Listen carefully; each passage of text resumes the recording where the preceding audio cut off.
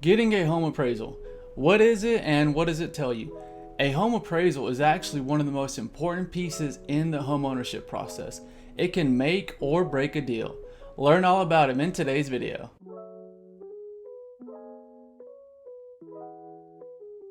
Hey guys, it's Jose.arvizu, loan officer with SunWest Mortgage, here to help simplify the homeownership process. And if you're new to the channel, welcome. I make weekly real estate educational videos to help you be better prepared to buy a home. Make sure to share my channel with any future homeowners that you know so they can be better educated, and don't forget to subscribe so you can learn more about homeownership. So in the previous video, we discussed home inspections, which are used to examine and determine the functional condition of your home, which I strongly recommend you get one. If you haven't, go watch the inspection video so you can understand why I strongly recommend one. And I'm mentioning inspections because ideally they should be done before the appraisal. With inspections, you have the inspection period, which allows you to negotiate the things you want to get fixed or back out of the contract if you don't come to an agreement. Now, the appraisal should be scheduled after the inspection period, just in case you don't come to an agreement and you do decide to back out of the contract. You'll be able to get a refund of the appraisal. You can get a refund of the appraisal up until the appraiser actually goes and performs it. Okay, so what is an appraisal? An appraisal is when a licensed appraiser goes to the property that you're wanting to buy and determines the dollar value of the home. The appraisal is mandatory and it is ordered by the lender, but you, the homeowner, have to pay for it up front. Now, I've seen the appraisal cost anywhere from $500 to about $750. It just depends on what area you're at. And also, I want to mention that the appraiser is not employed by the lender or the mortgage company. They're a third-party service. The purpose of the appraisal is to make sure that the lender is not letting you borrow more than the house is worth. And this is based off of the contract price. So let's do a quick example. Let's say that on the contract you want to buy this home for $200,000.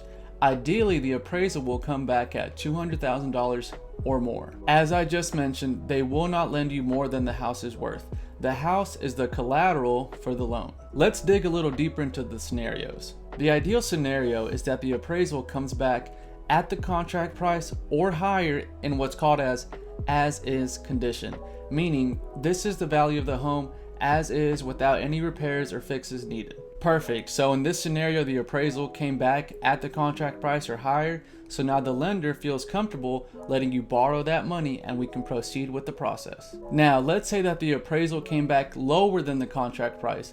This is where things may get a little tricky. If the appraisal comes back lower than the contract price, you and your realtor will have to renegotiate the contract. And you'll have to see if the seller will come down in price, or maybe you yourself will have to come with more money to the closing table, or it can be a mixture of both. Maybe the seller comes down a little bit and you bring a little more than in the original contract. As I mentioned earlier, this is the negotiation. So you, your realtor, the seller, and their realtor will go into the negotiations and hopefully come back with the contract that both of you agree on. Another thing that may happen with the appraisal is that it comes back as subject to, which means this property needs some repairs.